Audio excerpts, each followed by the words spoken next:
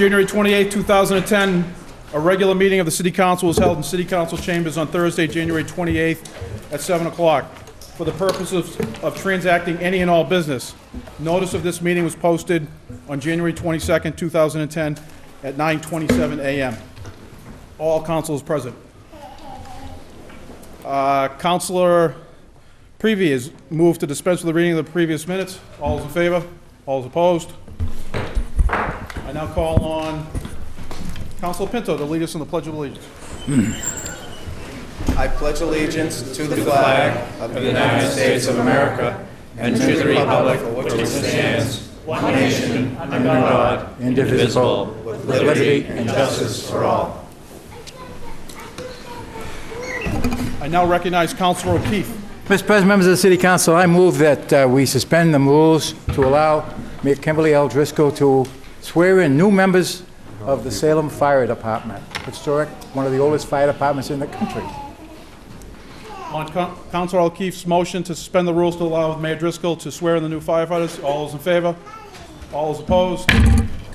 Mayor Driscoll, as the firefighters. Let's make sure we get everybody in here first.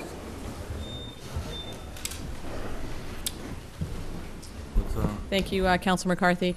It's my pleasure to be here and welcome all of our new firefighters joining us this evening. We've got one promotion as well to make and their families, and to really recognize, obviously, the good work that you do day in and day out to keep Salem safe. I also want to recognize members of the council who are here. It's a bit unusual, frankly, for us to be swearing in new people, new firefighters, given the times that we're in, the financial challenges. I do want to commend the council for working collaboratively to recognize the needs that we have and trying to fill those needs. When we had folks left, we worked creatively with the union to come up with ways to make sure we're backfilling those positions. In fact, several of the folks we're swearing in were laid off from other departments. So it's really, frankly, a good win-win for us that we're getting some new employees here to fill retiree spaces, and also taking somebody who was working who was laid off and putting them to work, most of whom have already been trained, already gone to the academy, so we're getting first-class firefighters being sworn in. So it's definitely a win for us, and appreciate everyone's collaboration to make sure that happens. It doesn't happen easily,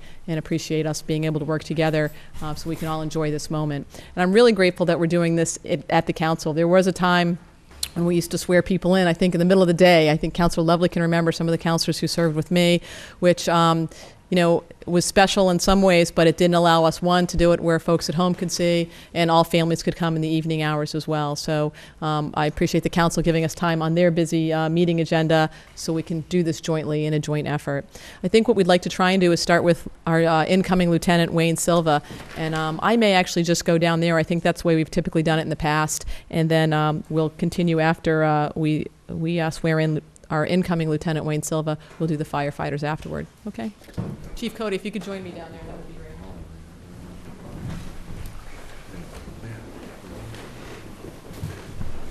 Absolutely.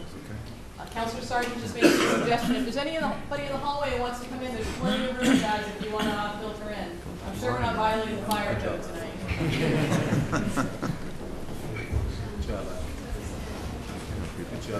Chief, is there anybody on? It's good, it's good.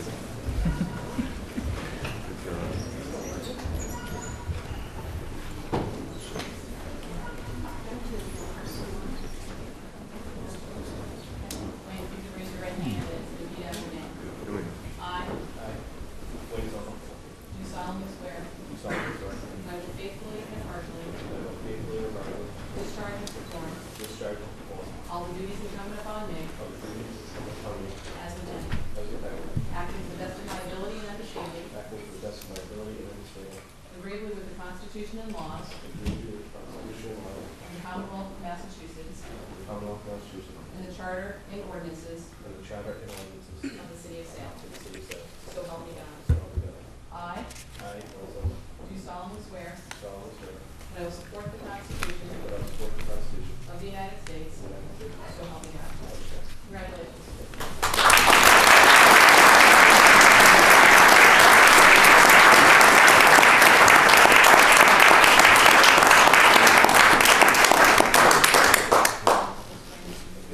I think since we've got a larger group, maybe the chief and I can put our backs to you all, excuse us. Yes. This time being. coming from neighboring communities and some from far away. We've got Marblehead, North Attleboro, New Bedford, Chambers, communities that we were lucky enough to have firefighters coming into Salem from. So we appreciate everyone coming as well as our new folks who came off the traditional service. So if you could please raise your right hand and repeat after me. I do solemnly swear Do solemnly swear that I will faithfully and impartially that I will faithfully and impartially discharge and perform discharge and perform all the duties incumbent upon me all the duties incumbent upon me as firefighter, as firefighter, acting to the best of my ability and understanding, acting to the best of my ability and understanding, agreeably with the Constitution and laws agreeably with the Constitution and laws of the Commonwealth of Massachusetts, of the Commonwealth of Massachusetts, and the Charter and ordinances and the Charter and ordinances of the City of Salem, of the City of Salem, so help me God. so help me God. I I, as a citizen, do solemnly swear do solemnly swear that I will support the Constitution that I will support the Constitution of the United States, of the United States, so help me God. so help me God. Congratulations.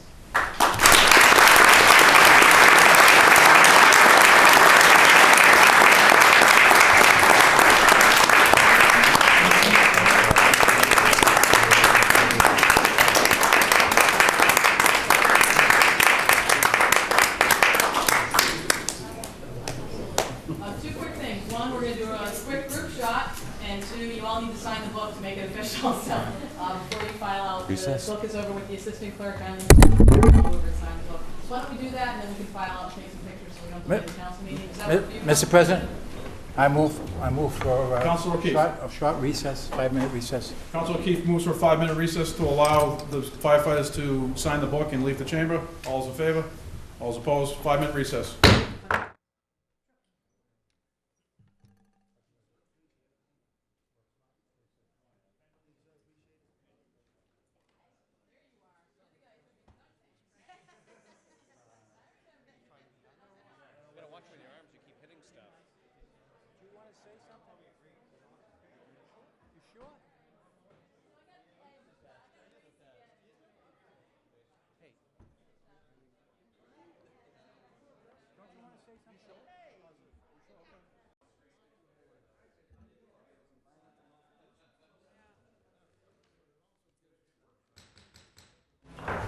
Councilor O'Keefe.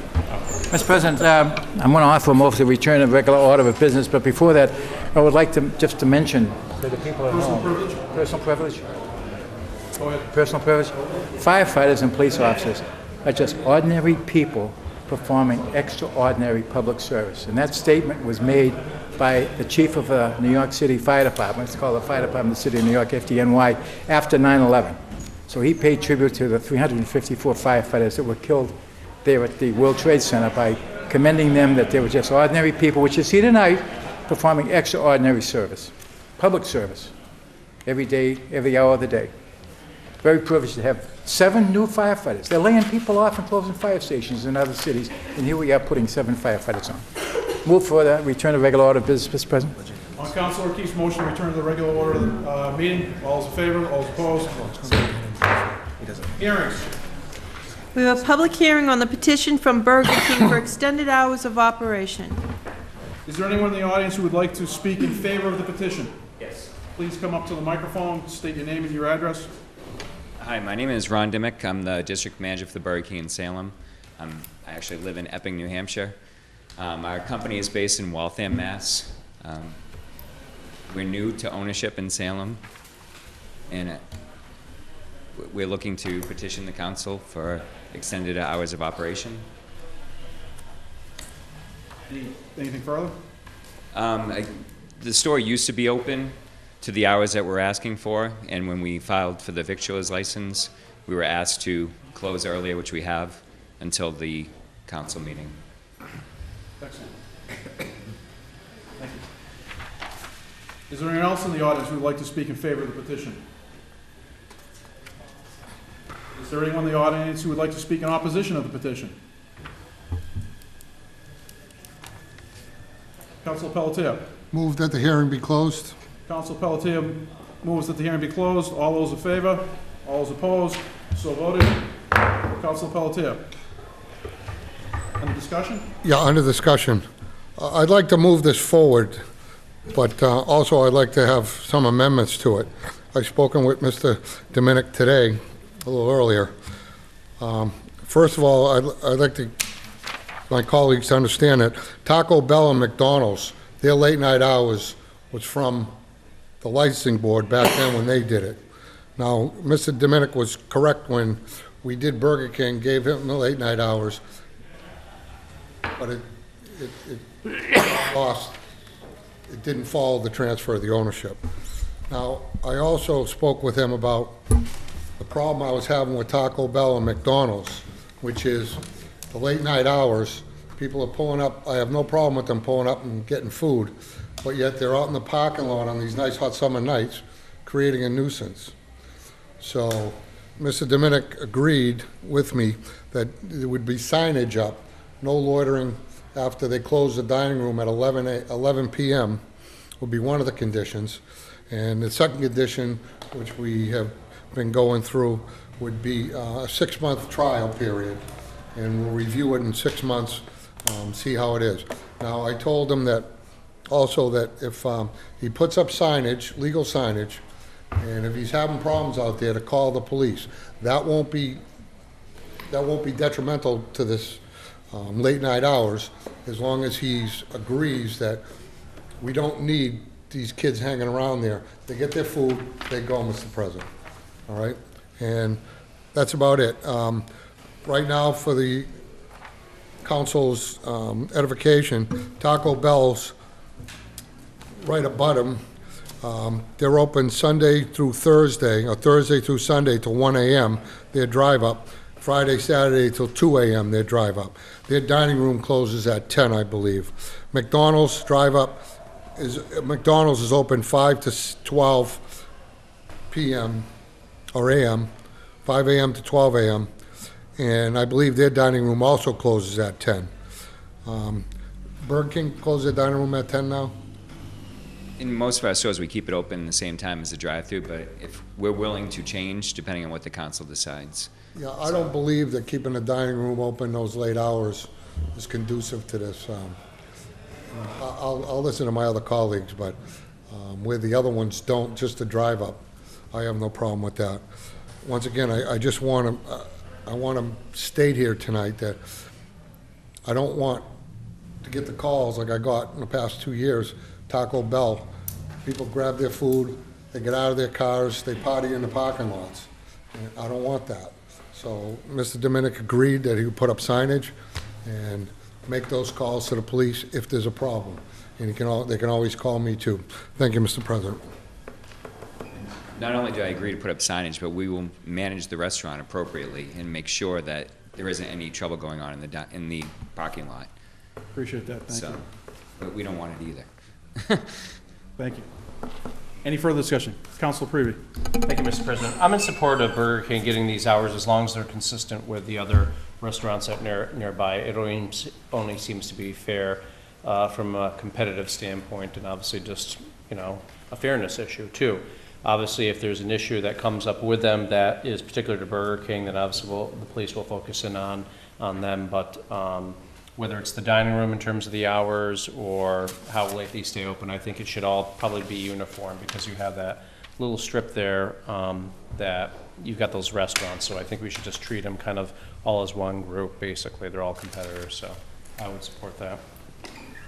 Thank you. Councilor Ryan. I'm also in support of this, but a couple of issues that I've heard from the last time that the other people were in here, I don't know if it was Burger King or one of the, probably it was Burger King, is the echo of the drive-through. There's people that live across this Highland Avenue that behind the car wash that it echoes off, maybe not Burger King or Taco Bell, but they can hear it late night when it's quiet there. I don't know if there's some way that lower the volume or something. We can. I mean, other than that, I don't have any anything against this. Thank you. Councilor Ronan. Yeah, I'm in support of this motion. I think that there are some areas in the city of Salem where extended hours make sense. It's certainly fair to give Burger King the same hours that McDonald's and Taco Bell would have, so I'll support this motion. Anyone else? Council Pelletier, we just clarify just so everyone's clear on exactly what we're amending this to. Okay, it'll be The amendment will be that there'll be no eating in the parking lots after midnight, or 11, once the dining room closes. Dining room closes at 11, right? Is that what we're talking about? That's fine. Okay, so the hours are gonna be, well, you tell me, Mr. Dimick. It would be 6 a.m. to 12 a.m., Sunday through Thursday, and then Friday and Saturday till 2, with the dining room closing at 11 o'clock. 11 o'clock every day, Every day. okay. And we will So, put up Mr. signs. President. And correct signage, that there'll be no loitering in the lot after 11.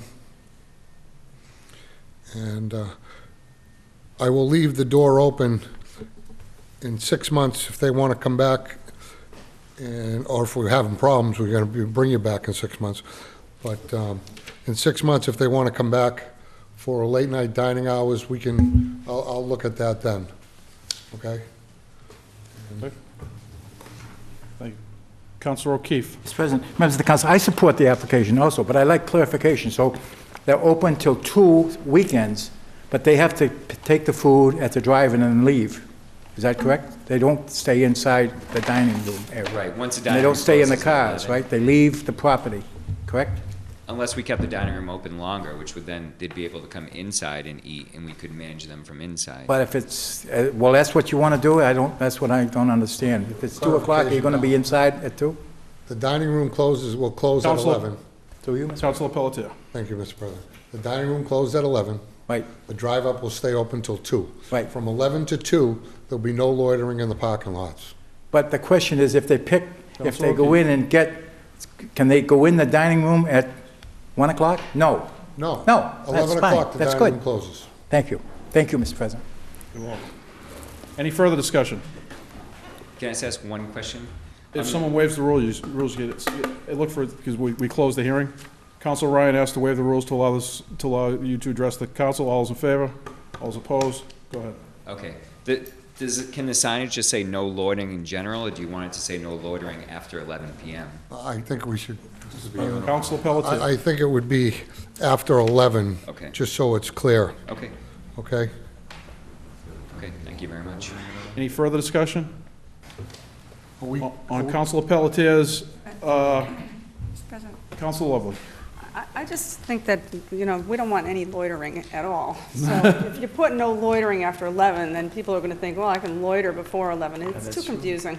Just put no loitering. Good point, Counselor. Just say, thank you. Thank you. Please take notice. Counsel Pelletier has a amendment on the floor to amend the petition. All those in favor of Counsel Pelletier's amendment? Those opposed? The amendment carries. On Counsel Pelletier's motion that the petition be granted, all those in favor? All those opposed? Good luck. Thank you very much for the support. Hearings. We have an order from National Grid to install one conduit on St. Peter Street. Is there anyone in the audience who would like to speak in favor of this petition? Please step up to the microphone, name and address.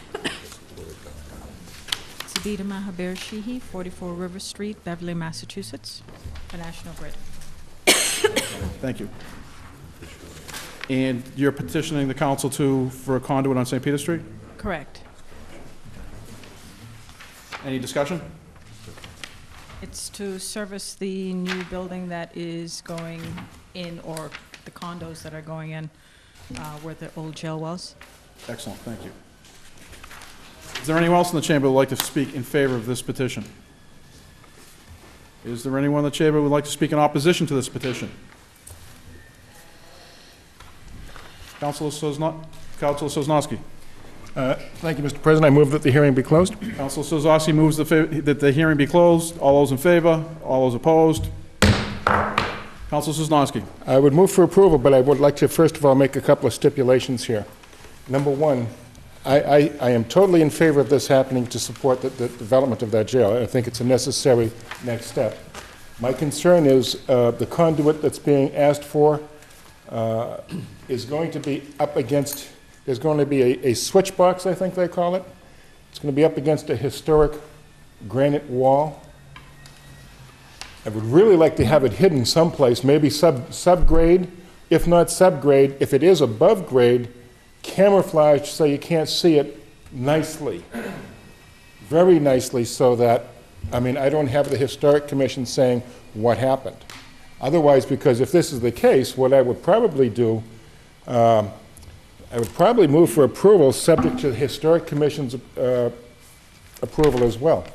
Because we're in a historic site, and a very beautiful granite wall. I don't want to put some big, ugly electric switch box mounted on the wall, right? Or on a concrete pad out just right beside the wall. Now, I've talked with one of the principals of the project, New Boston Ventures. He's assured me that they'll camouflage it with greenery and stuff. That's well and good. I just would, my opinion is we need to preserve the historic element here. And however that gets done, if it gets done, I'm totally in favor of this, so long as 110% effort is made to do that. Okay? And that's where I'm at with this. It could, Mr. President, could I ask for suspension of the rules to allow Penn Lindsay to address the council? Councilor Sosnowski's asked for suspension of the rules to allow, excuse me, what was your name? Penn Lindsay. Penn Lindsay to address the council. All those in favor? All those opposed? Go ahead. Okay. Penn, could you address the council and explain what we talked about? Hi, Penn Lindsay from New Boston Ventures, developer of the Old Salem Jail. I spoke with Councilor Sosnowski earlier and assured him that the switchgear box that is required for the service going to the jail would be screened from view with shrubs or something else appropriate, but more than happy to take any suggestions or to do whatever else the council requests. Mr. President, at this time I would invite comment from the rest of the council on this. Any further comment? Councilor Ronan. Yeah, I just wanted to know, are you going to be installing the switch box? Is that why you're here to? Well, we are working with National Grid, but yes, we are installing the switchgear. Okay, then I've got two questions. Okay, because I want to know about the switch box. My first question was going to be whether or not it could be placed underground. Do you know? I do believe that it's possible to put the switchgear underground. However, the accessibility for the National Grid to service it based on underground becomes more challenging at that point. It would be difficult to switch in emergency situations from inside a manhole with the type of load that they will be deploying. Okay, so that's possible. The second question is this switch box, this is only going to service the new condos in the jail project? For now, yes. Is it possible to put this box somewhere inside the jail? It's not. We've actually looked into that, and that's exactly the problem. We've got the electrical service that's coming in from Bridge Street along a very narrow alley. On one side, we have the north wing of the building, which is a brick annex to the building, which has windows all along that side. We have to be set back at least 10 feet from that. And then we've got a granite wall on the other side of us, which is 10 feet tall. We've got to set back 6 feet from there. We don't have the room to put the switchgear in the middle. Yeah, okay, I can see where you're talking about, but in front of that extension of the jail property, you've got some land on the, I think it would have been the old courtyard for the prisoners. In that area, would it be possible to put the switch box there? I mean, since this switch box is servicing this private project, my question is, can you put it on the private property rather than the city property? My understanding is that they will be using handicap parking, which was okay for this project at that location. Okay, do you have any plans for handicap parking anywhere on the, Yeah, well, it's not actually handicap parking, but it is parking for the complex just outside of the north annex to the building. And it would be handicap parking for the restaurant that's going into that space. Okay. Is this are you talking about now the proposed parking that you've come before this council to have us approve? That's a different parking. This parking that we would be proposing is actually outside of the jail space. Okay, so as I understand it, it's possible to do both, to put this underground, and it's also possible to put it on your property as opposed to the city property. It's more convenient, obviously, for you to put it on our property rather than on your own, but it's possible to do both? It is possible to do the underground, as I said, in terms of the ability to make the necessary, do the necessary work in an emergency situation. It's much more difficult for National Grid to do that if it is put underground, particularly in winter conditions. Okay, and that doesn't address, it could be above ground on your property. Above ground on our property would also be possible, not in the alleyway, and we have other considerations as well, which are the fact that we have, the project is being financed with historic tax credits, and to be able to put a transformer or a switchgear in front of the historic building is going to jeopardize those credits. I understand. Now you're getting on the problem that my council brother brought up about this being a historic site. I would offer as a friendly amendment to this petition that we ask the petitioner to put this switch box on the jailhouse property as opposed to on our own property. It can clearly be done, and then he can deal with the issues of how he's going to mask it or whether or not it's going to be above grade or below grade. So that would be my friendly amendment. Councilor Pelletier. Yes, thank you, Mr. President. I agree with my colleague from Ward 5. I mean, it's a wonderful project, and we all agreed, and we want it to go forward. We don't want to hold it up, but now we got to deal with the new parking lot coming in. That's a totally separate issue. But, you know, when he speaks of putting it in front of a historic building, this wall is probably older than that jail building. This is a historic wall with the cemetery. Am I correct, Counselor? That's correct. And to put it there, hide it or whatever, I think it's improper. And I think Boston Ventures should go back to the drawing table and find somewhere on their property that they can put this thing. I don't agree that it should go there, to be honest with you. Whether it's handicap parking, whatever. I mean, this is city property and it's a historical wall. I mean, I agree with Councilor Sosnowski. Maybe we should go before the Historic Commission, see what they think of that. I mean, this might come back to bite us. Councilor Lovely. Can I just ask how big it is? How big is this electrical box? And did you say it's going in front of the wall? Is that where it's going? Okay, and how big is it? It's about 5 feet by 6 feet and about 3.5 feet tall. Oh, it's pretty big, okay. Yeah. Councilor Ryan. Through you, Mr. Chair, is it like one of those big green boxes you see on the side of the street? Okay. Thank you, Council. Councilor O'Keefe. To your question of the petitioners, this is next to the wall, the stone wall that's there. It's underground? No. Half underground, half above ground? Now you have 4 5-inch conduits going in and 2 5-inch coming out. So what's the anticipated load eventually coming out? 2 more? I mean, why 4 going in and only 2 coming out the same size? Preferred alternate for switching, should one feeder go out, we can switch them over to another feeder.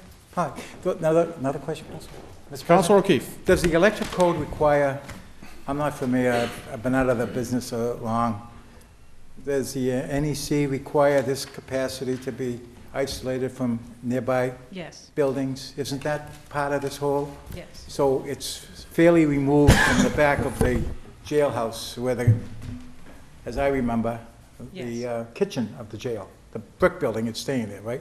So this is down gradient from that driveway, Mr. President, right? That's So the electric code would require this to be at this location. either there or as discussed. So their electrical engineer has recommended this particular location. The engineer of record has recommended this. That's correct. So I really think we should go along with what the petitioners have asked, that for safety reasons alone, 4 5-inch conduits going into this, and 2 5-inch conduits coming out. That's a big conduit. Conduits, plural. But I defer, what, the counselor, I was outside, the counselor from what, so I might add that this was the location of the city scale when I was a ward counselor 42 years ago. The city scale was there. Trucks would come up and be weighed. That's why it set rides there. There was a scale there. We would weigh the dump trucks. When they picked up the rubbish, the scale was there. 42 years ago, it was a scale. Could still be there. Councilor Lovely. It's still there, yes. Yeah, this is a pretty big box, if you will. Does it hum? Does it have a humming noise? And sometimes with power, you can hear a hum. What's the safety with pedestrians or children nearby? Or There would be bollards in front of it. so something can't hit it. Correct. Yeah, Humming, not usually. doesn't hum. Okay, you can't hear the power inside. I don't know. I would think it's such. I mean, we have such a historic cemetery right there. It's going to sit right below it, right? 5 feet by 6 feet. That's big. 3.5 feet tall. That means children can climb on it easily. On a pad. What's that? On a pad. On a Well, pad. that's including the pad for the height. That means that's accessible to children who can absolutely get on that. And, you know, who's going to, I would agree with Councilor Ronan. You need to find an alternative location for that. Thank you. Councilor Pinto. Thank you, Mr. President. Just a simple suggestion to maybe have the city electrician, John Giatti, maybe go down there and look at it. Just a suggestion. It sounds to me like you really can't put it anywhere unless we maybe go underground. It just sounds, to me, it just sounds like it's, aesthetically, it's going to be a nightmare, especially if they put it in front of the wall. Just a suggestion. Thank you. Councilor Pelletier. I don't know when taking up the new. Councilor Pelletier has the floor. I'm sorry. Thank you, Council. It's Ward 2 anyway. I don't know we're going to take up this supposed reconfiguration of that parking lot, but looking at the rotary here, you can put it right in the middle of the rotary, put shrubs all around it, nobody see it. I mean, I agree with the Ward 5 councilor. Putting it up against a historic wall is nonsense, you know? Councilor O'Keefe. Through you, Mr. President. Yes. A question of the Ward 2 councilor through you. Wouldn't it be wise to put this in committee and have the city electrician come in and talk to the council about this matter, professional opinion of this, the merits of this petition, rather than dilly-dally here with, we're not electrical engineers. Wouldn't that be Councilor wise? Sosnowski. Councilor? Thank you, Mr. President. Actually, if we were going to defer this at all, it would not be to go before the electrician, because quite honestly, she represents professional electricians. You're doing it on a professional level. You have electricians working for you that are working on a professional level. It's not the safety factor that I'm really, or code factors that I'm really too concerned with. It's the aesthetics of the historic impact that I'm concerned with. If I were to defer this, it would be to get an opinion first from the Historic Commission first, and then act on this. Having heard all the opinions from the council here, I think everybody's spoken. Well, Tom hasn't, but... If I may? If I may Go ahead, address this? Go ahead. My 2 questions to the petitioner. 1, will this delay the project? And 2, the alternate location that everyone has discussed near your building was, that all went through the planning board and it all went through the SRA with regards to the development of that project. So I'm assuming that trying to locate this particular piece of equipment in a parking spot where it's all tied into planning board approvals for number of units, number of spaces, and whatnot, that wouldn't be indicative to putting it there. So if I'm reading this correctly, it's underground or someplace else. I'll defer it back to the Ward 2 councilor. Thank you. I could be corrected here, but I don't believe that the location of a switching unit was before the SRA or the planning board. I believe this is a new development on the plans. All right. However, if I would like an answer as far as time sensitivity is concerned. Will this delay the project? Not doing it for 2 weeks, will that delay the project? Through you, Mr. President. Thank you. Not doing this for 2 weeks probably would not delay the project. I feel like we are already behind where we want to be in terms of having our electrical service into the project, but I think we can spare 2 additional weeks. Okay. I'd like to have further discussion. Right. The reason why I say for the 2 weeks, Mr. President, is because I would probably like to have this go before the Historic Commission. My personal feeling on it is I don't want to see it above ground. I want to see it below ground. Is it a potential danger? Possibly. But I think that technically, I've seen it done every place. As a matter of fact, there's one below the sidewalk by the Hawthorne Hotel. A huge one. However, nobody even knows it's there. It's covered. The safety factor, could you get at it in a winter condition? I'm assuming that in today's day and age you can get at anything, Mr. President. But if it does go outside the wall, I don't want to see it. I don't want to drive by and see it.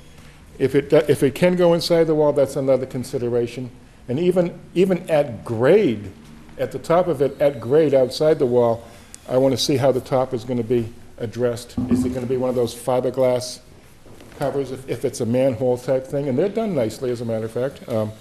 However, I just, a lot of questions I want to have, and what I would probably do,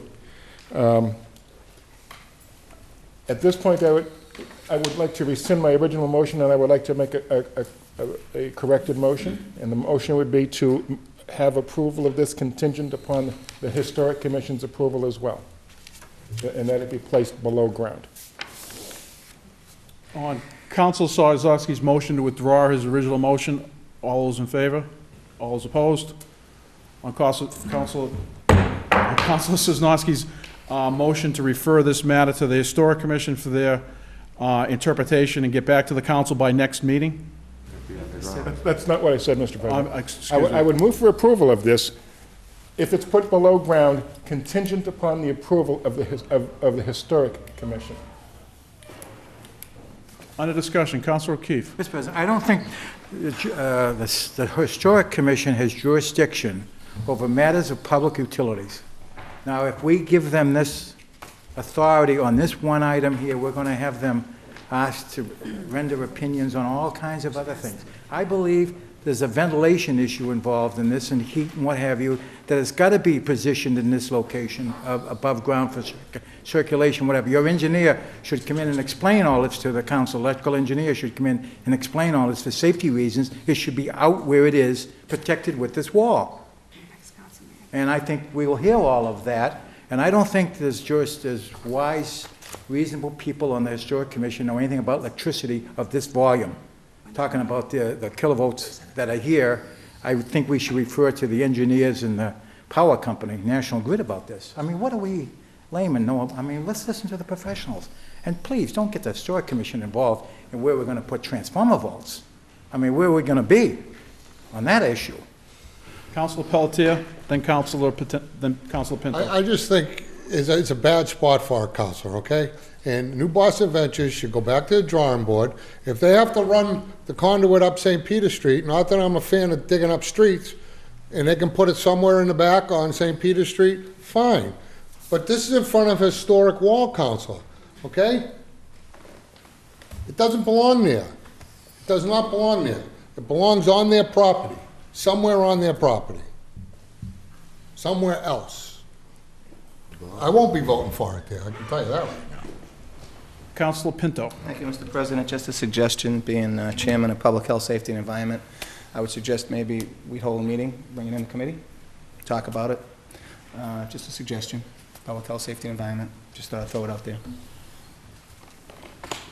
Councilor Lovely, then Councilor Sosnowski. Actually, then invite the Historic Commission members over to participate in it. It doesn't go in front of that body, but certainly I'd like to hear from them as well. It is a very historic area, the cemetery, the wall. Yeah, thank you. Councilor Sosnowski. Thank you, Mr. President. With all due respect to my learned colleague here, who is by no means inexperienced when it comes to fire safety and whatnot, all right, I don't believe this is a safety issue. I believe that the technology exists to put it above ground or below ground, and I think it's that simple. However, based on the comments I'm hearing from everybody, that pretty much mimic my feelings as well. Nobody wants it out by that historic wall. And essentially, I don't either. That's why I want it below grade. However, some of the suggestions that Councilor Pelletier have brought up relative to other entrance points and maybe out in some greenery that the SRA has asked for in the parking lot area further up St. Peter Street, that might be a better location. Maybe that's an option, maybe that isn't an option. I don't know. But at this point, what I'd like to do then is take Councilor Pinto's suggestion that we put it in public health, safety, and environment. Time sensitive, I'd like to have that meeting before the next council meeting. So, and I would like to invite the Historic Commission to that. I would also ask the petitioners to come back with alternative plans, either below grade as is, or a separate location someplace on the property of the jail somewhere. That's what I would recommend at this point, Mr. President.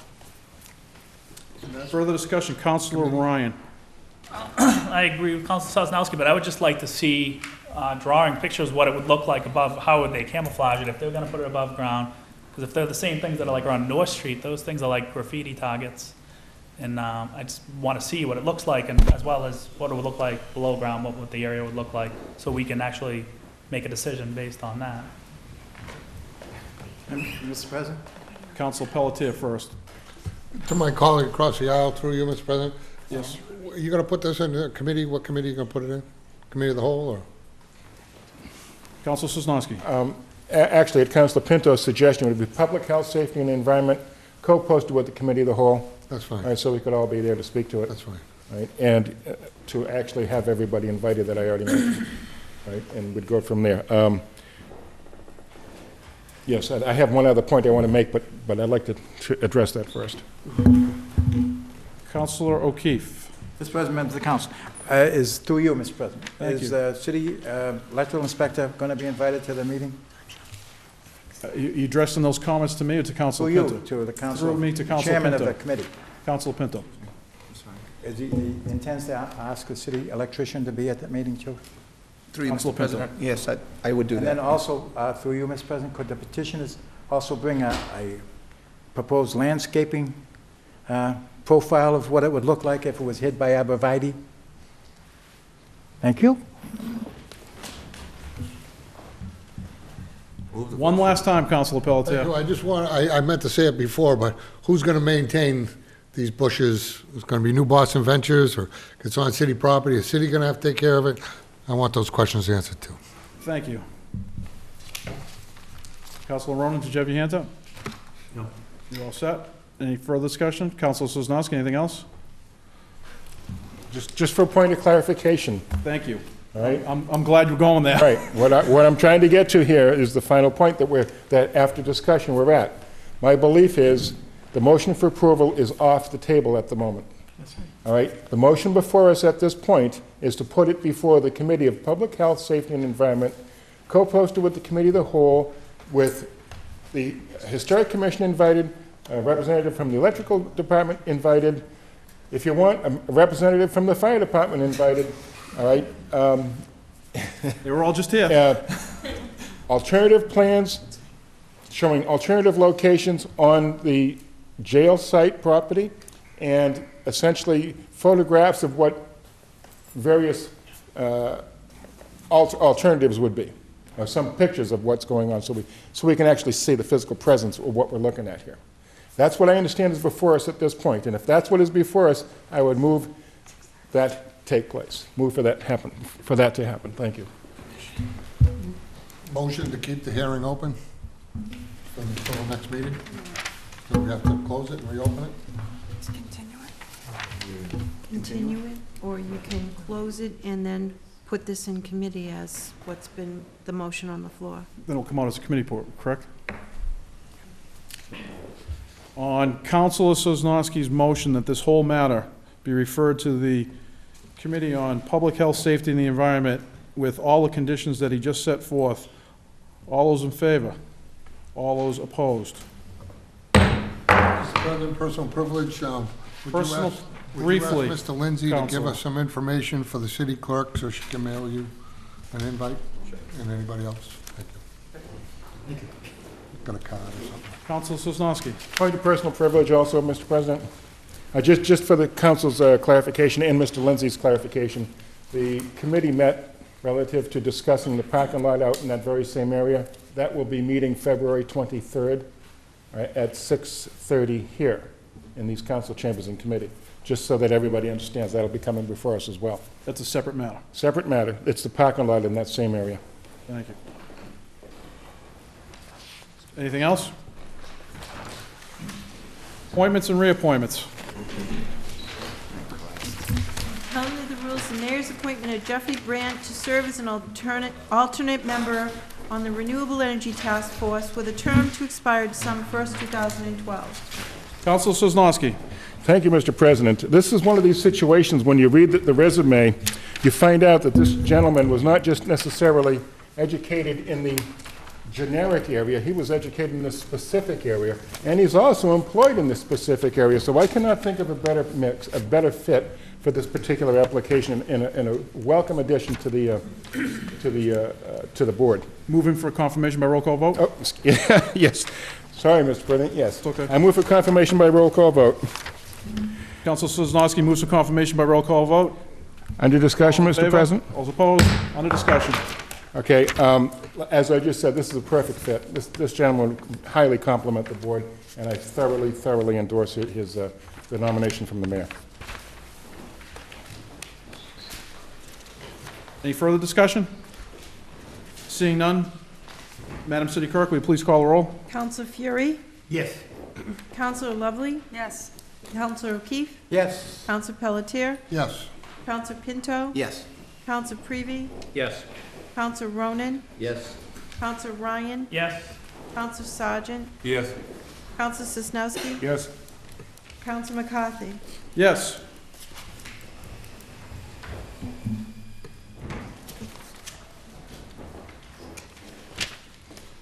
On the matter of the appointment of Jeffrey Brandt, thank you, to serve as an alternate member of the Renewable Energy Task Force, 11 members voting, 11 in the affirmative, none in the negative. The matter carries. Councilor Sosnowski. Thank you, Mr. President. I move excuse me. I move for suspension of the rules to allow Mr. Brandt to address the council. On Councilor Sosnowski's request for suspension of the rules to allow Mr. Brandt to speak, all those in favor, all those opposed. Mr. Brandt. I just want to say thank you to Mayor Driscoll and the council for this opportunity.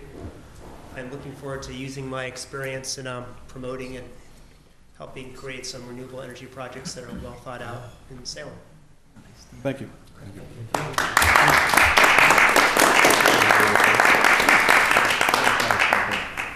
Further appointments and reappointments. We have the mayor's appointment of Nathaniel Green to serve as a constable with a term to expire January 5th, 2011. Councilor Lovely. Move that it be received and placed on file. Councilor Lovely moves that it be received and placed on file. All those in favor? All those opposed? Further appointments and reappointments. We have the mayor's appointment of Faustus Blasis to serve as a constable with a term to expire January 6th, 2011. Councilor Lovely. Move that it be received and placed on file. On Councilor Lovely's motion, that's be removed and received and placed on file. All those in favor? All those opposed? Communications from the mayor. We have a transfer of $9,200 from capital outlay equipment to be expended for the purchase of circulating pumps for the heating system at the police station. Councilor Prevey. Thank you, Mr. President. I move that this matter be referred to Committee on Administration and Finance. On Councilor Prevey's motion that this matter be referred to the Administration on Finance, all those in favor? All those opposed? Any discussion? Any discussion? No discussion. No discussion. Further communications from the mayor. We have a transfer of $9,198.37 from police overtime to police community events to fund overtime costs associated with Halloween. Councilor Prevey. Thank you, Mr. President. I move that this matter be referred to Committee on Administration and Finance. On Councilor Prevey's motion that this matter be referred to Administration on Finance, all those in favor? All those opposed? No discussion? No discussion. Mayor's informational page, none. Motions, orders, and resolutions. Councilor Fury. Yes, Mr. President, I may, in the City Council chamber, January 28th, 2010, ordered the Committee on Ordinances, Licenses, and Legal Affairs to meet to discuss defining, revising, and reviewing an ordinance pertaining to mother-in-law apartments. Invited to this meeting should be the building inspector and city solicitor. What's your name? On the discussion. Yes, please. I sincerely believe it is time to revisit the present ordinance in mother-in-law apartments. I personally have lived in two types of mother-in-law apartments myself over the years. Each was in an owner-occupied home. As the greatest generation of Americans gets older, we need to encourage them to stay in their homes and or to either stay within their house or to add on to their home. Owning a home is a great American dream. We need to continue the dream of owning a home, whether it be a family member to add on to the house or an owner to attach or remodel the house should be considered. We need to look at encouraging homeowners to stay in Salem in their homes and to add on if they want to. Condominiums should not be the only choice. Neither should a village like the Brooksby Village be a sole choice. Mother-in-law apartments should be a viable option to either stay in their homes or to add on to their homes, to live in the American dream of their dream, and to still live in the city of Salem. Thank you. Thank you. Mr. Chairman. Councilor O'Keefe. Through you, the council is going to explain what the purpose of his order is. What does he want the committee to do? Create a new ordinance, or I don't understand. Thank you very much, Councilor O'Keefe. I Fury. appreciate that very much, yes.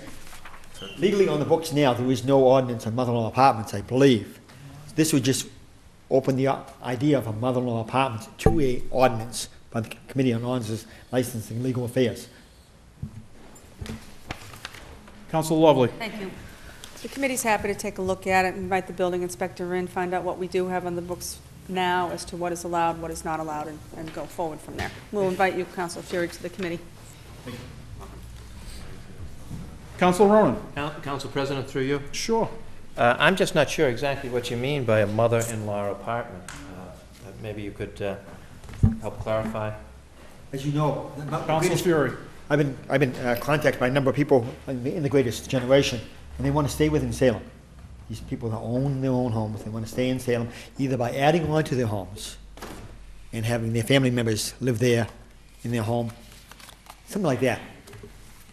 We don't have an ordinance on the books right now called mother-in-law ordinance. I asked Councilor Lovely, who knows a lot about real estate herself and that background, and she's the chairperson, and she's willing to investigate the opportunity and the idea of having mother-in-law apartments be considered as a legal option to allow people to stay in their homes, to add on to their homes, have family members move into their homes, to extend. It's almost like the Amish. When you think of the Amish community, it's multi-generational, the Amish community. And I think to encourage families to stay in Salem is tantamount. The American dream is to own their own home. I would love to own my own home. And to encourage people to stay in Salem, not to go to the Brooksby Villages or a condominium. A mother-in-law apartment should be a viable option. If we can define it and legally make it a possibility, that should be an option. Thank you. Councilor Ryan, then Councilor Lovely. Thank you, Mr. President. Is this the same, are you talking about in-law apartments? But is this basically, I mean, there are already, and through Witchcraft Heights, they're all over the place, as well as my parents' house, unless they did it illegally. They're on the There's a lot of lawyers in the room, but I don't want to say that. No, but like, I understand as they get older, they want to live on one level. But I mean, is there something, I'm confused because there's got to be something already on the books, but I guess we'll find out when it goes through the committee. Councilor Lovely. Thanks, Mr. President. With my real estate background, when you go to sell a house, you have to get a smoke detector certificate, as you would know. And so at least in the years gone by, when the fire department would come in, if they would see a second unit in a single-family home that would maybe have a stove or some type of kitchen facilities, there's been times that they've asked that be taken out, removed. So I think that's where you're going to see if there's a possibility. I do know of other instances where residents have had an in-law apartment in the home and have had to remove them. So I do know that there's it may be a zoning ordinance, I'm not sure, but certainly we'll invite the building inspector and at least have the discussion about it. But currently, I don't think it's allowed. Thank you. Councilor Sosnowski. Thank you, Mr. President. It actually is addressed in the building zoning codes, and when we have it before a committee, we'll address it at that point. and we'll address the pros and cons of what's before us. Thank you. Excellent. Councilor Pelletier, then Councilor Pinto. Yes, I remember that when we did the zoning codification book, wasn't that part of the parking lot up for further discussion? There was a long discussion on having in-law, the pros and cons of having in-law, outlaw apartments, you know? Outlaw apartment. Outlaw. Used to call them outlaws. Turn the page. There is some truth to the fact that it would be good for the older generation not to have to move out of their house, live with their children, if they can put up with them. But I say put it in committee, and we'll bring the zoning team in and see what was discussed back then. We got the minutes. Councilor Pinto. Thank you, Mr. President. Briefly, when I sat on the zoning board back in 2005, there was an instance where in an R1 down on Victory Road, a family had installed an in-law apartment, not a mother-in-law apartment, an in-law apartment. And they came in front of the zoning board, and eventually it was not allowed because if it was R1. But I think there is mechanisms set up to kind of prevent this, so thank you. Councilor Sosnowski, you're all set? We'll address this in committee. Thank you. Any further discussion? Seeing none, on Councilors Fury's motion that this matter be referred to the Committee on License, Orders, and Legal Affairs, all is in favor? All is opposed? Further motions, orders, and resolutions. Councilor Ryan. Thank you, Mr. President. City of Salem, City Council, January 28, 2010, ordered that the Committee of Ordinances, License, and Legal Affairs meet to discuss establishing a traffic and parking commission in the City of Salem. Under discussion? Under discussion. This was brought in back in June of '07, but to set up a separate commission to deal with traffic and, I guess, parking issues. But there was a lot of problems with giving up power, like giving them complete control, which I don't agree with giving them power, but I think that we do need a separate commission, maybe when we get issues with the stop signs we have with Valley Street, and every ward council has with different traffic issues that instead of getting sent to the traffic division, sent to this traffic commission that's formed, that has the police, the fire department, whoever, engineers, people that know traffic, goes to them, gets studied, and then comes back to the city council, and then we approve it. We may have the final say. I think it's something we need because with all the development going on, there's a lot of areas where I think streets should be changed and traffic needs to be looked at in the whole city. And I'm not an expert, and maybe we can get some people in the city on a commission that can look at it. And then when they make their decision, it comes back to us and we approve it like we normally would. So we don't give up the power, but we're getting more expertise and might help the police department too, free up some resources. But this is something I just wanted to look at and revisit it, because I think back June 2007, I have one that originally came back, and I don't know what happened, probably just died. But I just want to look at this and different ways to make something work. Thank you. And I'm co-sponsored with Council Pelletier. Councilor Pelletier. Yes, thank you. I've been talking about bringing this back for quite some time. I think it scared a lot of us back then because of the way the ordinance was drafted. It was taking us out of the mix, you know, when we needed handicap signs but it's gotten to the point now, we want to stay in a loop, we want to have the final say. We can write the ordinance clear to do that for us. But with everything going on, and let me just tell you this, I can go with a camera one day around the city and the signage is abysmal, all right? The new signs they put up, the state put up for the new, when they took down the old ramp on Summer Street, the 107 signs behind a street light, a working traffic light. You come up on it, you can't even see the thing till you're 3 feet away from it because there's all poles in the way. I mean, certain things like this is what the commission can work on. All right, not only, and like he says, like my colleague said about the stop sign on Valley Street, you know, Council Prevey, when he tried to do Flint Street. I mean, these are things that this commission can hear. It doesn't belong in here. The final say belongs in here, I agree. But to have it hashed out with professionals, we're not professional traffic people, you know? But there's some streets I want to change back to one-ways to fight some of the cut-through traffic in certain areas of my ward. But I can't do that unilaterally by myself, thinking it's a good thing to do. It has to be looked at, has to be talked with the neighbors. So I applaud Council Ryan for bringing this in tonight. We should put it in the committee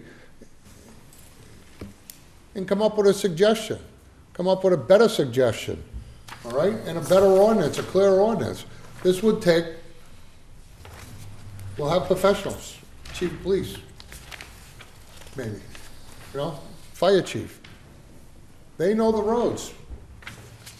I would just like, you know, to throw this in committee and use this one night, have this on a committee sheet for one night, and have a meeting on it. Councilor Lovely. Thank you, Mr. President. Just a little bit of confusion here, because this says Traffic and Parking Commission. We already have a parking board. So I just don't want to confuse or overlap. This Traffic Commission, yes, including parking in that. We already have a board that takes care of all our parking lots, everything, all the parking within the city, on-street, off-street. It may just be a little too much overlap. Traffic, yes, but this says parking also. So I'm just want to just throw that out there. I think could just be a little confusing. Councilor Sosnowski. Thank you, Mr. President. I also support Councilor Lovely in her position here. We have a parking commission. As a matter of fact, I think it's Monday, there's a meeting on the recommendations of a parking outside consultant group that came in to tell us how to park cars in our city. Traffic, we've had, I can't even tell you, the MPO came in to do one. Mass Highway's done traffic studies all the way through, and they've told us which intersections are what not. One of the questions I would ask for you, Mr. President, is right now, in order for an ordinance to change on traffic, it is required that we have an approval from Lieutenant Brzezinski, or whoever the traffic officer happens to be, and that if roles switch. All right. Does this also mean that we would need to have two requisite approvals before we could take action? First of all, the approval of Lieutenant Brzezinski, and then also the approval of this traffic board. All right. On the surface, I think it's a good idea, but when you scratch a little bit below the surface, there's some very, very, very peculiar things that a board wouldn't understand, that only individuals inside that ward would understand. Because, I mean, I have traffic situations in my roads that I understand thoroughly because, I mean, those are the roads I live in. And I don't live in other wards of the city, and I don't necessarily understand what may or may not be habitual in some of those roads because of the traffic patterns that people have chosen to do. I mean, posted 25-mile-an-hour sign on, for example, Swampscott Road makes sense to me. Why do people drive 70 down there? I don't know. Why having a hard time? These are good questions, but only, for example, in that situation, only you would know that better than I would, right? I don't know that I would really want a traffic commission trying to tell me or my neighborhood what they're doing. All right? I have a little bit of a problem with that. All right? We, as ward councilors, understand our wards better than most people do, at least from the outside. And as far as parking is concerned, a third or a fourth level of authority trying to make a parking decision, I think it's getting a little heavy on the bureaucracy here, so I'm just a little concerned. I'm not necessarily opposed to the concept, but it's getting heavy. Councilor Prevey, then Councilor Ryan. Thank you, Mr. President. On its surface, I would certainly support that. Obviously, what we don't want to do is create redundancy when we already have a board having to do with parking, but specifically having to do with traffic. And a lot of times, as ward councilors, and Councilor Sosnowski just pointed this out, and we all know this, that we rely on the police department to make certain recommendations in terms of any traffic changes, any traffic issues or problems that come up, and try to come up with certain strategies that are going to be effective, you know, whether it's traffic calming measures or other changes that need to happen. And I think it should go into committee and have Lieutenant Brzezinski and Officer Page as the other person who deals with these issues and get their input. Would they see such a commission as being helpful to the city overall, helpful to the police department on traffic issues, or would, as Councilor Sosnowski suggests, it become another bureaucracy and more of a problem then? So I have no problem. Well, I don't even want to say this. I mean, the council would not cede any type of authority to a traffic commission, but we would obviously look to them for some type of guidance, because we do have the state and we do have these traffic studies that go on. And for every traffic study there is, you know, there's all kinds of holes that are in them, because they tend to be done from people who are outside the city, consultants who don't understand the traffic patterns that we have. And God knows that every time the state comes up with something, we're the first ones to scream our heads off that they got it completely wrong, and we don't know what they're talking about. So to keep a traffic commission, a local commission in which obviously people kind of from the community would be a part of that, I see, like I said, on the surface is a good thing. So I would certainly support that and want to look at all the details and certainly get Lieutenant Brzezinski's input into it as well. Thank you. Councilor Ryan. Thank you, Mr. President. Yeah, on the ordinance, I put it discussed. I had it traffic and park commission because that's originally how it came in. I'm not necessarily saying do the parking, but just to discuss it, to look at it.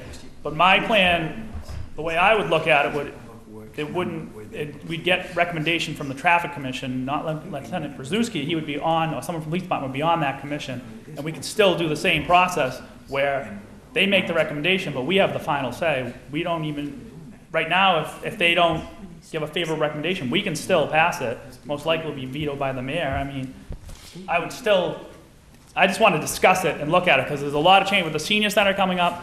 There's going to be a lot of traffic changes, and there's something, I mean, I'm not an expert. I don't think I know it's good. I see the car in front of my house all the time, but all the residents who complain to you that want a one-way or a stop sign who live in that area, they're experts too, but we have to look at the whole city, and I think that discussing this in committee, maybe we can come out with something to change the ordinance, so we can change it whatever way we want it.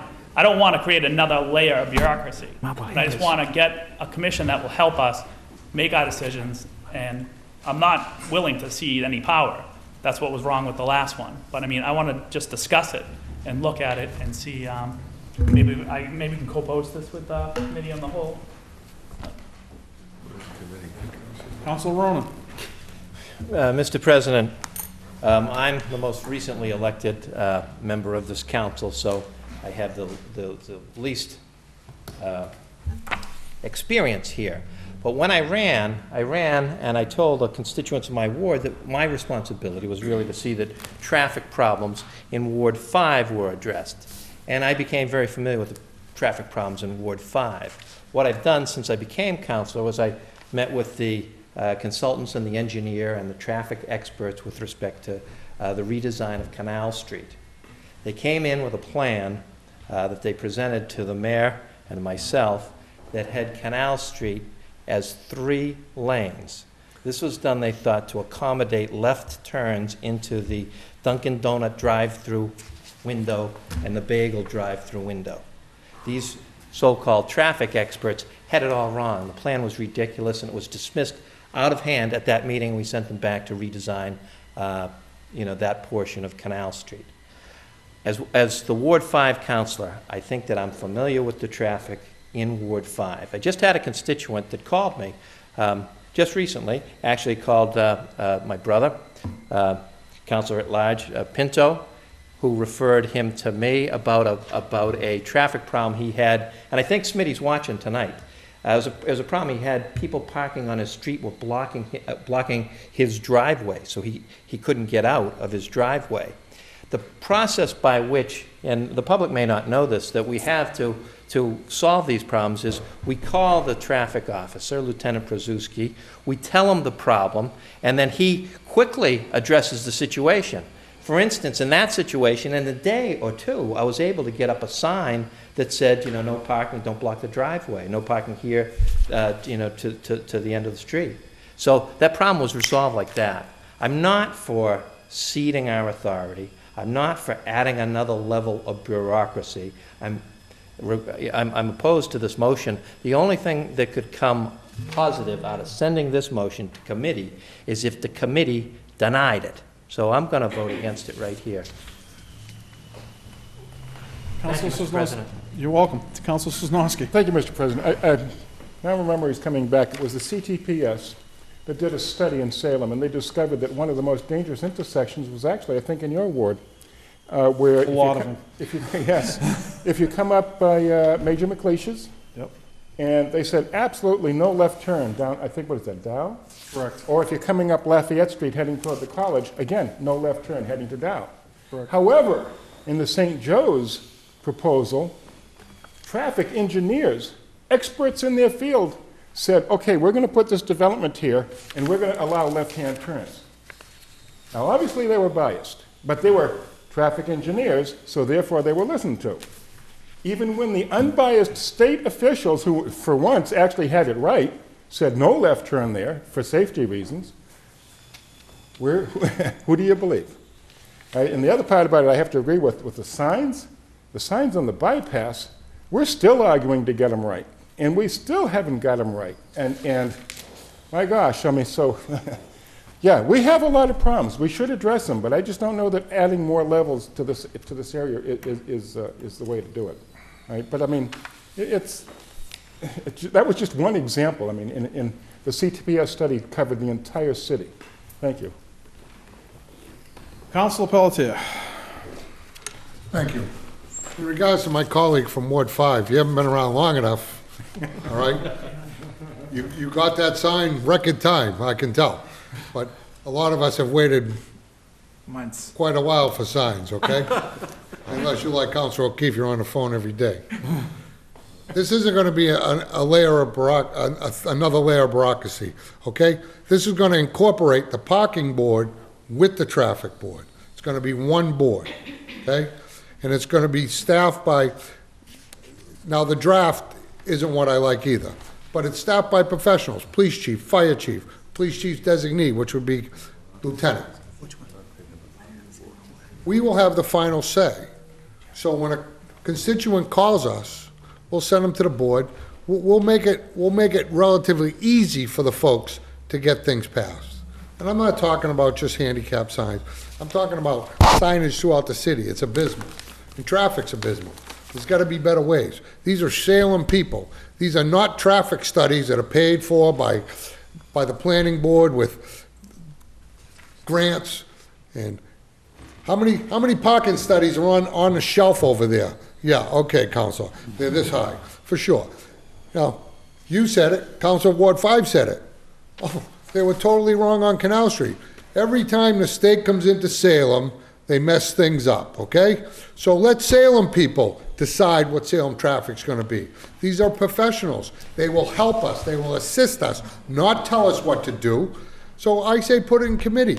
Folks, let's give it a chance. I can't wait to hear from my colleague from Ward 7. He's been over there snickering. Councilor O'Keefe. Mr. President, members of the council, Thank you. we have a new YMCA. It's on Lakes Hill Road, and it's in Salem, but they publicize it. So we were discussing, Lieutenant Pazuski and myself were discussing with the Marblehead folks, speed limits on Lakes Hill Road. They have a traffic commission in Marblehead, similar to probably what Councilor Ryan has got in mind. They have a traffic commission, and the traffic commission would decide what the speed limit would be. Then the little hooker that they throw in, I was told, and Lieutenant Pazuski will bear this out, that has to be approved by the Mass Highway Department. On that road, it's going to be approved by the Mass Highway Department. So in other words, some of these speed limits and things we've been doing, I don't think have been approved.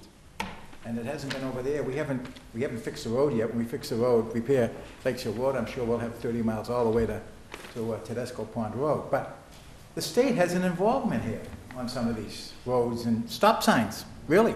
If you look in your book, you'll see Mass DPW on the book, on the ordinance, that they've approved the stop sign. So there's some oversight by the states. I think it's a good order. We should look at it. It's been in the ordinance licenses and legal affairs for about 3 years, and they'll look at it again in their wisdom and recommend to the council what we should do. And under the able leadership of Councilor Lovely, I'm sure we'll have a meeting on this and decide and recommend to the council. But there's all kinds of little hooks in this we got to be careful of as to who's going to give the approval. I had a problem on Lafayette Street, as the city clerk will attest to it, Raymond Avenue, and people driving like the blazes to Marblehead on Loring Avenue. The council at large, everybody backed me up. We went to see the mayor. The mayor spoke to Fay, Spofford, and Thorndike, hired a consultant, traffic engineer. Actually, he lives in Marblehead. And he designed a road network that you now see on Lafayette Street. He put the buttons, we installed buttons in the roadway, we put up appropriate signs and what have you, and it worked out. Now, that's a professional company, Fay, Spofford, and Thorndike. They do our traffic work. And that's what we should be doing, is looking at somebody like that, rather than good people in Salem who want to be on this commission think it should be one way that way and one way the other way. I think we should look at professionals like Fay, Spofford, and Thorndike who helped Ward 7 on Lafayette Street, that it's worked, I think, we think, neighbors think. So let's go slowly on this and let Councilor Lovely and her able-bodied committee work on this recommendation and get back to the council. Councilor Pinto. Briefly, Mr. President, my experience with traffic experts is they're no better than the people. I think the people that live in the neighborhood, that live it, that see how the traffic affects them, are the people that we should be referring to. I think a ward councilor should know if his street, how it's being affected, and what would be the best solution for it. When you start talking about these experts that come in, especially when the state highway, like Highland Ave, okay, I listened to the traffic experts up at Highland Ave talk about that intersection at the corner of Swampscott Road. I'm sorry, clueless. The numbers were fudged. They were going off reports. They didn't know how many trucks were going in. They didn't know how many tons. They didn't know nothing. The intersection is an F. The intersection is ridiculous. To bring a traffic expert in and tell us how bad it is and how they're going to improve it, and all you got to do is listen to the people that live it, that drive through it every day. And I think it's the same thing in these wards, with Ward 2, with all the small streets, in Ward 4. Do we need a committee? I mean, this thing died in committee 3 years ago, back in 2007. You're going to bring in people from the neighborhood, you're going to bring in people from the chamber, you're going to bring somebody from the police department. It does sound good on the surface. I mean, it does sound like it may help some of our problems, but I honestly believe that the ward councils and the people that live in the neighborhoods know best, rather than the experts. Thank you. Just quick, Mr. President, I guess. Council Sergeant. The parking board, I'd like to see stay as is. But as far as the traffic part, there's room for discussion. And I still believe that the real experts at certain roads and intersections are the people that drive through them every day and see the goings-on every day. And if we had a traffic committee that did recommendations, now we could come forward and say, they're redoing the overpass. Put an ad in the paper, the people who use it every day and are concerned about it and know it, come on in and give us your suggestions. They might have put a right lane on the overpass to head down to Bridge Street, so you wouldn't have to be stuck in there with all the cars going forward, something like that. Norman Street, the state just re-hot topped, and they put 2 lanes forward from Crombie Street, when it was always 2 lanes forward from half that way to Riley Plaza. And it makes it very tight to get out of a parked car, and there's only 1 lane forward. So that's a little confusing. That needs to be looked at. But those kind of things, people can come in, almost like the Renewable Energy Task Force. We can invite people that use these certain roads that they're redoing, take suggestions, and it doesn't have to be binding. But the parking board I'd like to see as is. But this itself, I'd like to see it go to committee, bat it around, and just see where it goes. Thank you. Thank you. Any further discussion? Seeing none. On One more question, one more. last one, Councilor Pelletier, on this matter. If anybody's been to a parking board meeting, I have. okay, so Al Meadham used to sleep through them. No disrespect to Al, but they were boring for him too. And what we're trying to do is just make something cohesive for the city. We still have the final say, you know? I don't get it, why there's so much opposition to this, and we didn't even look at it yet. Let's get in committee and look at it. Thank you. What was the question? Any further discussion? Seeing none. On Councilor Ryan's motion that this matter be referred to the Committee on License Orders and Legal Affairs, co-posted with the Committee of the Whole. All those in favor? All those opposed? Matter carries. Further motions, orders, and resolutions. Councilor Prevey. Thank you, Mr. President. City of Salem, the City Council, January 28, 2010, ordered that the monthly financial report dated December 31st, 2009 be received and placed on file. On Councilor Prevy's motion that the monthly report be received and placed on file, all those in favor? All those opposed? Further motions, orders, and resolutions. Councilor Ryan. Thank you, Mr. President. City of Salem, City Council, January 28, 2010. Ordered that the Committee of Government Services meet to discuss helping families who have members deployed due to military service. Under discussion. Under discussion. It's got me thinking the beginning of this month, I had one of my friends who's in the National Guard got deployed, and before he left, his father passed away. So he was there for the funeral, but then he left a couple days later. And then I had another co-worker whose husband was in the National Guard who works in Peabody. And then he also got deployed. And then the family, and it got me thinking about the families these people are sacrificing. It's a pretty big sacrifice. They're putting their life on hold. And I was just thinking of different ways that maybe the city could help out some of these families that only have one member there at the time, like maybe like waiving some fees, maybe with sports or something like that. I just want to put it in the committee and look at different things we can do to help these families, because they're actually making a huge sacrifice for the protection of our country. And I just thought, I've been thinking about it, and I didn't know if I was going to bring anything in, but I figured I would bring it in, put it in the committee, and see if maybe we can come up with some ideas or discuss it. I mean, might get nothing out of it, but I'd like to see something, because I've been thinking about it all month, and I mean, I'm there with my wife, and I can't imagine if I had to go over and she had to take care of the 3 kids, even though she pretty much does it on her own anyway right now. But I just want to discuss it, and then if we were going to make changes where there would be a financial impact, then I would send it to the Finance Committee. Couldn't agree with you more. Councilor Sosnowski.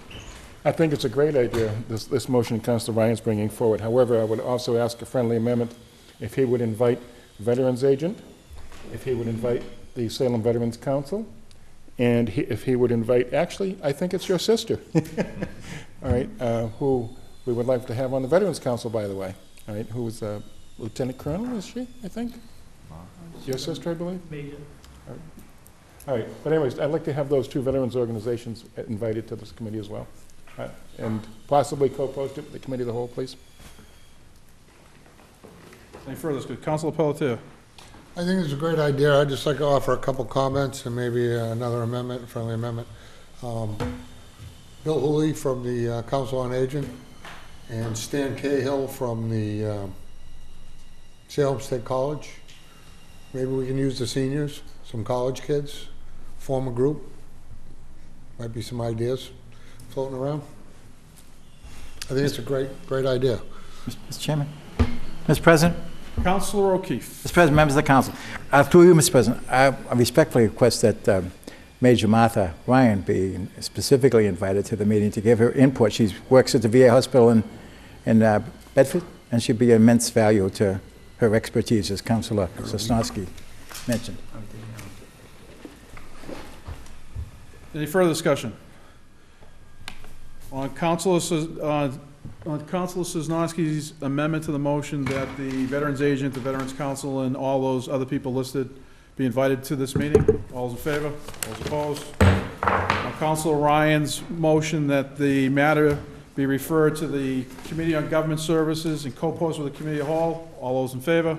All those opposed? The ayes have it. Further motions, orders, and resolutions. Once, going twice. Committee reports.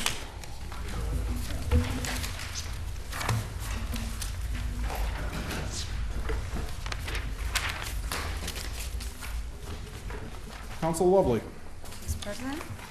City of Salem and City Council, January 28, 2010. Committee on Ordinances, Licenses, and Legal Affairs, to whom was referred the matters of reserved parking in South Harbor Garage, street sweeping, Pantages Transit Company, street license, resident sticker parking program, petition relative to the increase of resident sticker parking permits, and a traffic ordinance relative to Essex Street, has considered said matters and would recommend that the matters be discharged from committee. On acceptance of the report, all those in favor? All those opposed? On adoption of the recommendations, under discussion? Thank you, Mr. President. The committee met this week, and we went through all 41 matters that are standing in committee at this time. And we've come up with a plan of action to be able to meet and discuss and dispose of those in a timely manner. But these 6 have either been acted upon or we've already met on them, and they're just time to go. Appreciate my colleagues' approval. Busy beavers over there. Yes, we were. It's a good meeting. Any further discussion? On the adoption of the recommendation, all those in favor? All those opposed? Further committee reports. Councilor Lovely. Thank you, Mr. President. City of Salem City Council, January 28, 2010. The Committee on Ordinances, Licenses, and Legal Affairs, to whom is referred the matter of designating the city solicitor, Elizabeth Bernard, as the liaison to the State Ethics Commission, has considered said matter and would recommend approval. On acceptance of the report, all those in favor? All those opposed? On adoption of the recommendation, under discussion? Thank you, Mr. President. The State Ethics Commission has a requirement that there be a liaison from the city, each city and town, to the commission. It usually is the legal department or the solicitor, and so it certainly makes sense that our solicitor would be appointed as the liaison. She will also be responsible for making sure that all elected officials, board members, commission members, all follow through with reading the ethics rules and regulations. And actually, everyone needs to take a little exam online. If you haven't done it yet, I did it this week. It takes about a half an hour. You cannot flunk it. It's 25 questions. If you get it wrong, there's a little blurb of the law. Then you read the fact pattern. You answer it. It's multiple choice. If you get it wrong, they'll actually give you the answer. You go back and answer it right.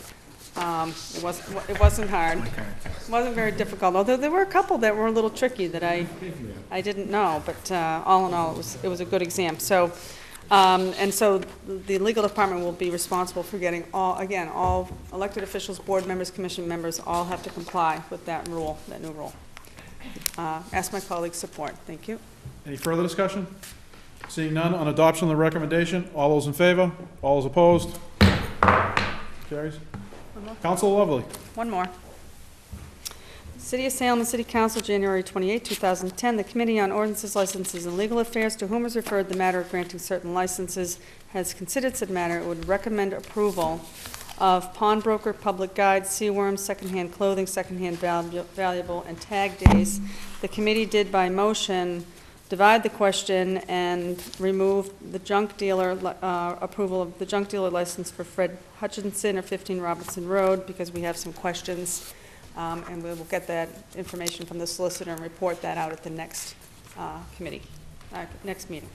Move for approval. Any further discussion? Seeing none. On the adoption of the recommendation, all those in favor? All those opposed?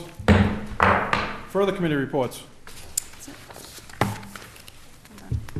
Councilor Prevey. Thank you, Mr. President. City of Salem and City Council, January 28, 2010. The Committee on Administration and Finance, to whom was referred the matter of appropriation in the amount of $107,534.40 from the Retirement Stabilization Fund to be expended for the retirement buyback of 5 school department employees, has considered said matter and would recommend approval. On acceptance of the report, all those in favor? All those opposed? So voted. On adoption of the recommendation, under discussion? Mr. President, the committee met this evening and discussed the retirement of 5 people from the school department. It's one of those situations where obviously we knew about a couple of those retirements and some of the other ones just kind of sprung up. And they're entitled to, under their current contract, to buy back their annual leave as well as their sick leave. So that's money, obviously, that's owed to them, that's tied into the contract.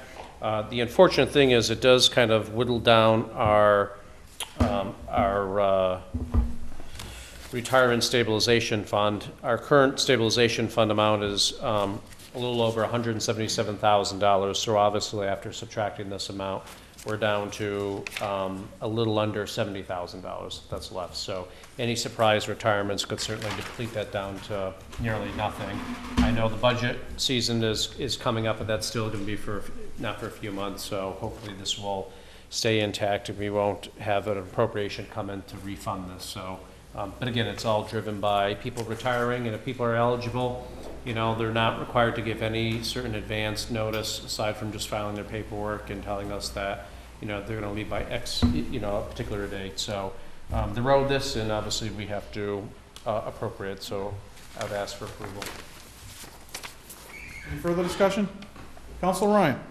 Thank you, Mr. President. We discussed this in committee, but there's going to be, I was checking the schools out, kindergarten for my kid, and I think there's 4 principals that are retiring. There's Bowditch, Horseman, Carlton. They're looking for salt install, but and then the assistant superintendent. So those are some big costs that are going to be coming down the line. I don't know if it's going to come after July. I don't know when they're retiring, but those are just a few. I think that this is going to be a big issue coming up pretty soon. Any further discussion? Seeing none on adoption of the recommendation, all those in favor? All those opposed?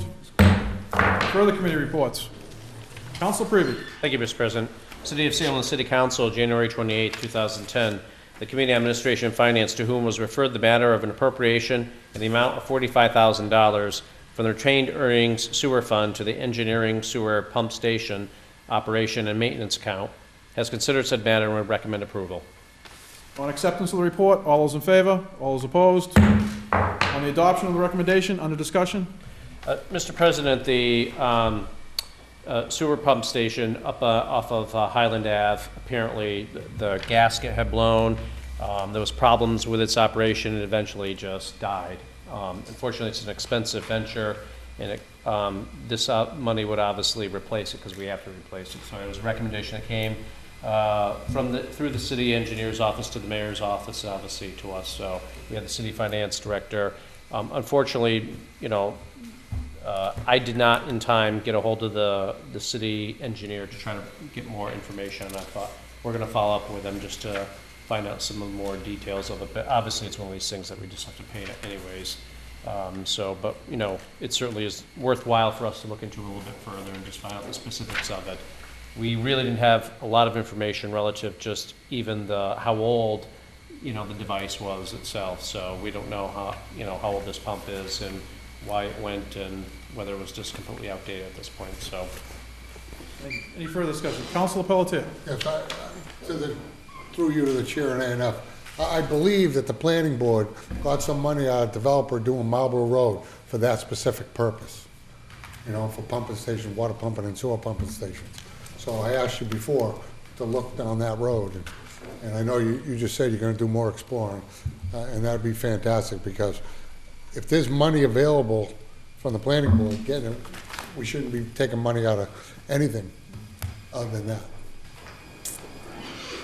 Any further discussion? Seeing none, on adoption of the recommendation, all those in favor? All those opposed? Carries. Further committee reports. Council Prevey. Thank you, Mr. President. City of Salem, the City Council, January 28, 2010. The Committee on Administration and Finance, to whom was referred the matter of appropriation in the amount of $1,500 from the retained earnings water fund to the treasurer's water professional services fee account, has considered said matter, would recommend approval. On acceptance of the report, all those in favor? All those opposed? On adoption of the recommendation, under discussion? Briefly, Mr. President, we had Ann Bustede, the city treasurer, who was in to explain as to why she needed this. Usually she has this amount of money in another account. She wasn't able to do that because some upcoming things that she needs to appropriate the money. So she explained that in detail to the committee. So we were satisfied that she needed this money, and this bill has to be paid. So. Thank you. Any further discussion? Seeing none, on the adoption of the recommendation, all those in favor? All those opposed? Further committee reports. None. Communication from city officials, none. Petitions. We have a request from Hawk to hold their annual walk on April 25th, 2010, beginning at 11 a.m. Councilor Pinto. Thank you, Mr. President. Move for approval. Councilor Pinto's move for approval. All those in favor? All those opposed? Any discussion? No discussion, Mr. President. Thank you. This is a walk that these people have been doing. This is actually the 18th year.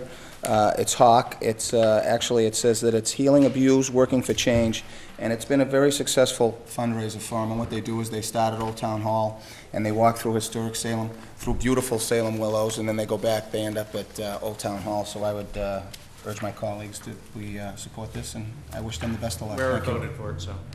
Thank you. Thank you. Further petitions. We have a request from North Shore Medical Center and the Wicked Running Club of Salem to hold a road race as part of the Cancer Walk on June 20th, 2010, beginning at 7:30 a.m. We're going to hold this over until the next meeting. There's a few unanswered questions. What was that, Mr. President? Council Pelletier. What was your? We're going to hold this over to, there's a few questions with regard to, they're still getting final approval from the police department to Okay. conduct this, so we're going to hold Traffic it issues. over. Just, we don't want to put it in committee. It's, Thank you. as long as the police department says it's okay. we're That's all fine. Further petitions. We have one limousine and several taxi operator license applications. Council Lovely. Move that they be granted. Councilor Lovely's motion that they be granted. All's in favor? All's opposed?